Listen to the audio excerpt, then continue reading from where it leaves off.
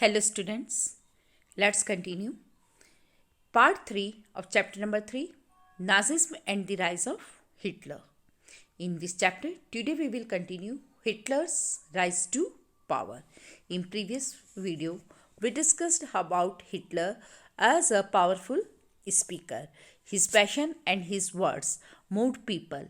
He promised to build a strong nation, undo the injustice of the Versailles Treaty, and restore the dignity of German people.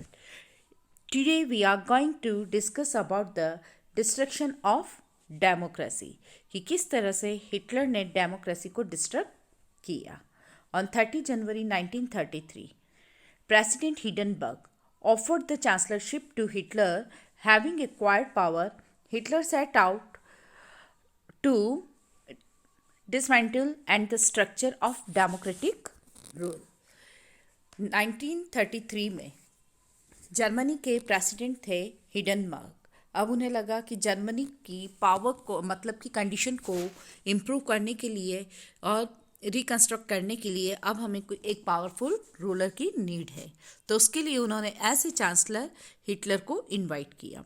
Chancellor क्या post होती है? Just like अभी हम जब अपनी country में देखते हैं तो प्रेसिडेंट हाईएस्ट पोस्ट होती है, लेकिन जो कंट्री के सारे जो लॉज होते हैं वो प्रेसिडेंट के नाम से चलते हैं, लेकिन ऑफिशियल पावर जो होती है, रियल में जो पावर होती है वह प्राइम मिनिस्टर के हाथ में होती है. लाइक दिस प्रेसिडेंट जो था वह एक कॉन्स्टिट्यूशनल पावर थी उसके पास, लेकिन जो रियल पावर होती थी वो जर्मनी में चांसलर के पास में होती थी. तो उन्होंने हिटलर को एज ए चांसलर इनवाइट किया कि वह आए और जर्मनी की जो पॉलिटिकल कंडीशन है उसको इम्प्रूव करे, क्योंकि उस वक्त हिटलर जो था वो एक फेमस और पावरफुल रूलर के या लीडर के रूप में फेमस था कि वह उसने काफ़ी सारे जो उसकी स्पीच वगैरह जो थी उससे लोग काफ़ी मोटिवेट हुए. उसने जर्मनी के लोगों के जो राइट्स थे उनको फिर से लौटाने के लिए काफ़ी सारा स्ट्रगल किया था.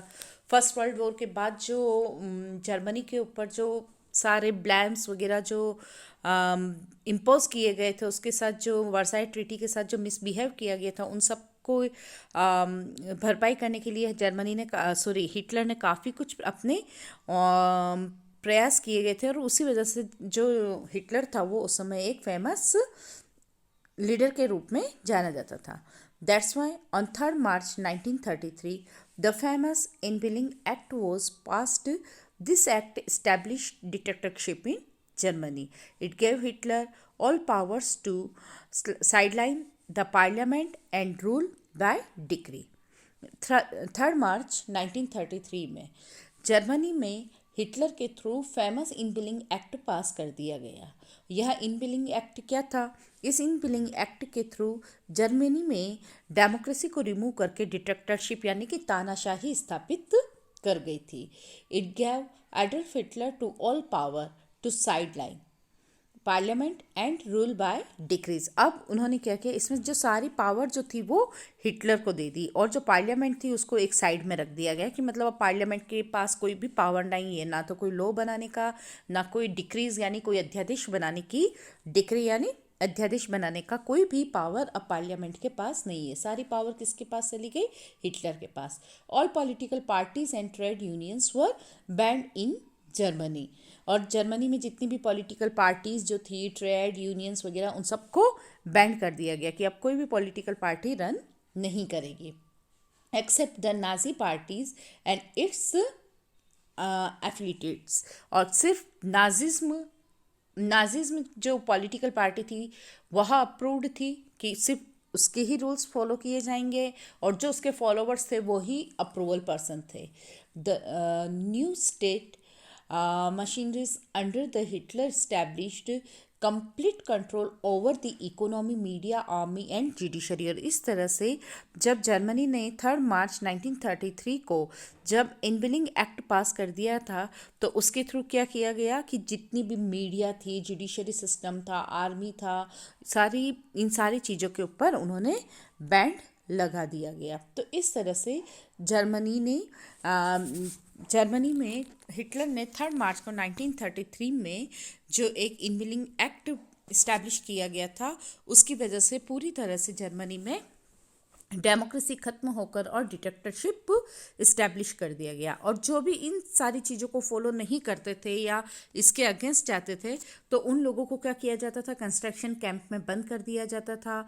और स्पेशली जो कम्युनिस्ट और जो नाजिज्म के अपोज करने वाले जो पीपल होते थे, उन्हें बहुत ही बुरी तरह से टॉर्चर किया जाता था। कंस्ट्रक्शन कैंप में बंद करने का मतलब क्या होता है, what is the mean of the word construction camp?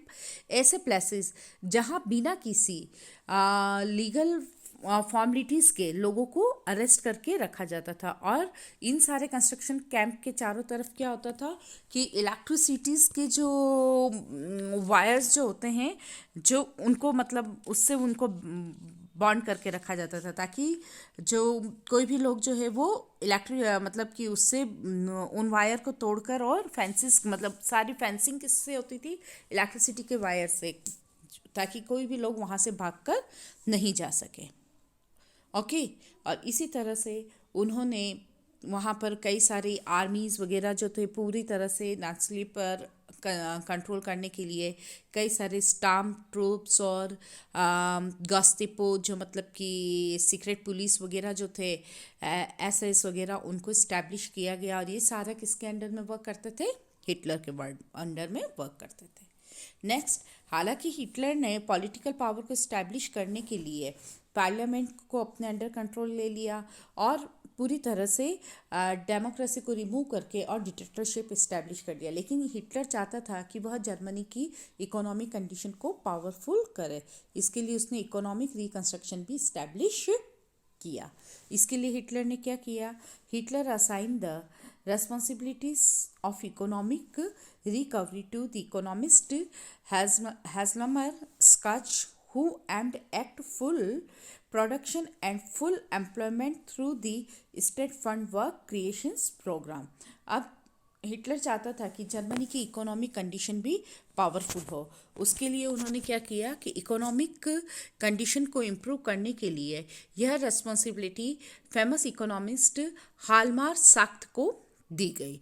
हालमार Schacht, who was Hjalmar Schacht? He was the economist, famous economist of Germany.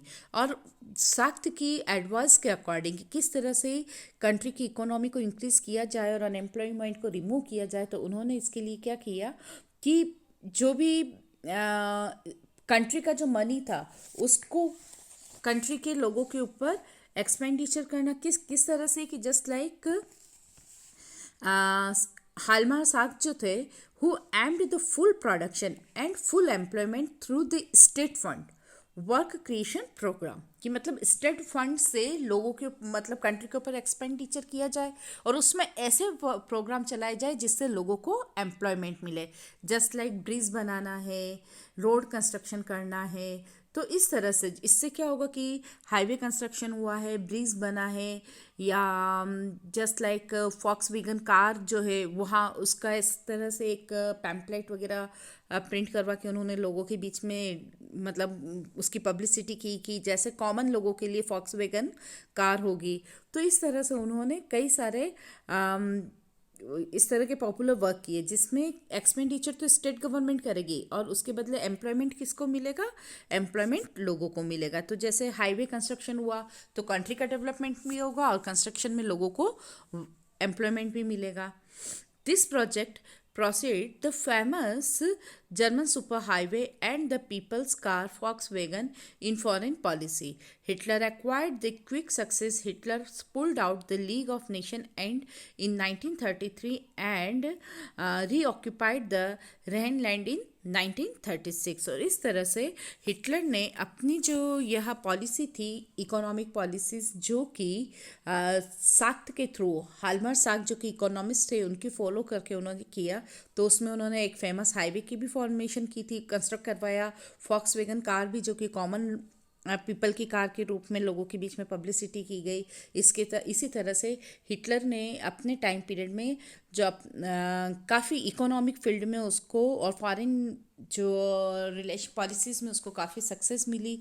और इस तरह से हिटलर जो था वो बहुत ही सक्सेस हुआ और इस तरह से उसने लीग ऑफ नेशन से अपने आप को अलग कर दिया। और 1933 में रीहनलैंड पर फिर से उसने अपना कैप्चर्ड इस्टेब्लिश किया गया था। रीइनलाइंड क्या है कि just like we discussed in previous video about Ruhr. Ruhr जो था वो क्या था, एक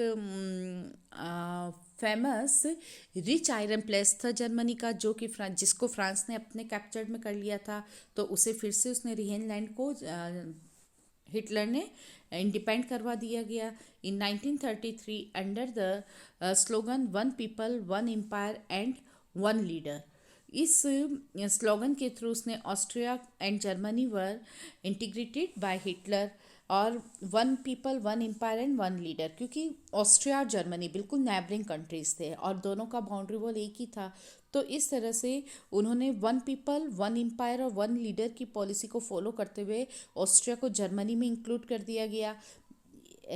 as we discussed in the previous video that Hitler का बर्थ कहाँ हुआ था, ऑस्ट्रिया में हुआ था। और ऑस्ट्रिया एक अलग कंट्री थी हमें पता है, लेकिन वो कंट्री अलग होके भी जर्मनी से अटैच्ड था, क्योंकि वहाँ पर जर्मन लैंग्वेज जर्मन कल्चर को फॉलो किया जाता था।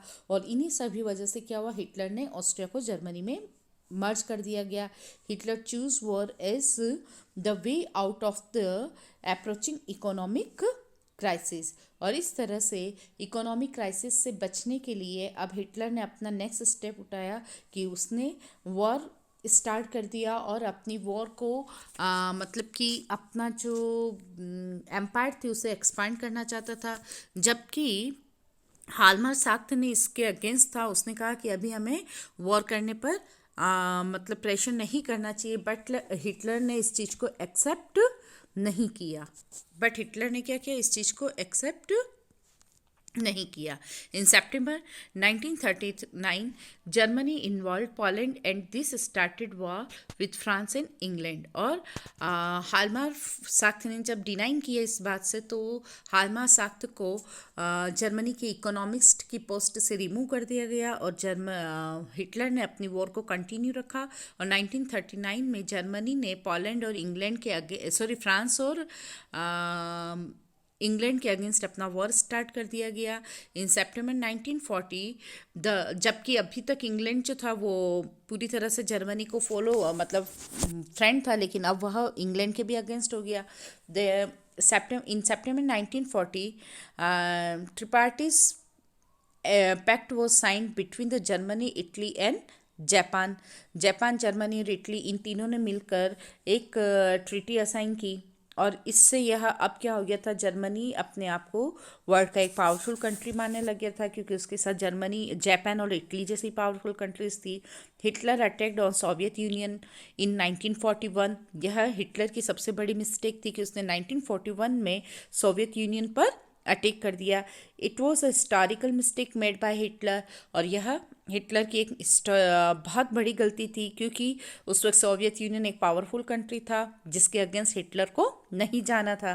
The Soviet red army defeated Germany in Stalingrad. और इसी तरह से सोवियत जो थी सोवियत यूनियन ने जर्मनी को डिफीट कर दिया गया, और इस तरह से जर्मनी की जो पावर थी वो वीक हो गई।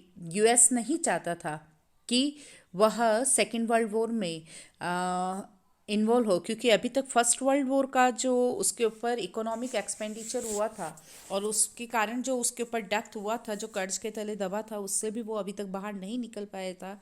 लेकिन उसे मजबूरन सेकेंड वर्ल्ड वॉर में यूएस को शामिल होना पड़ा। In the beginning of US remained natural in the Second World War when Japan extended his support to।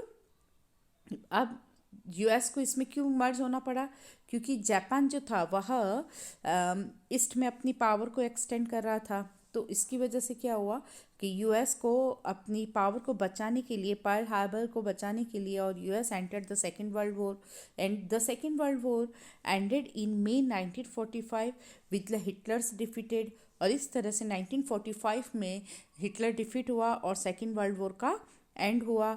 इस वॉर के एंड में क्या हुआ था, Japan surrender in August 1945 after the US dropped atomic bomb on Hiroshima and Nagasaki. और यह second world war जो था इसका एंड 1945 में हुआ था, जब यूएस एक पावरफुल कंट्री के फॉर्म में राइज अप हुआ था और उन्होंने एटॉमिक पावर का यूज़ करके जापान की जो कंट्रीज थी नागासाकी और हिरोशिमा, वहाँ पर एटॉमिक बम को डिफ्यूज़ की, मतलब एटॉमिक अटैक किया। और इस तरह से इन दोनों कंट्रीज़ को जो था वो इन दोनों प्लेसेस को पूरी तरह से फिनिश कर दिया गया। और इसी के साथ सेकेंड वर्ल्ड वॉर ख़त्म हुआ। जब 1945 में जब हिटलर को लगा कि अब हमारी जो पावर है वो पूरी तरह से ख़त्म हो रही है, तब उन्होंने बर्लिन के बैंकर में एक कमिटेड सुसाइड किया।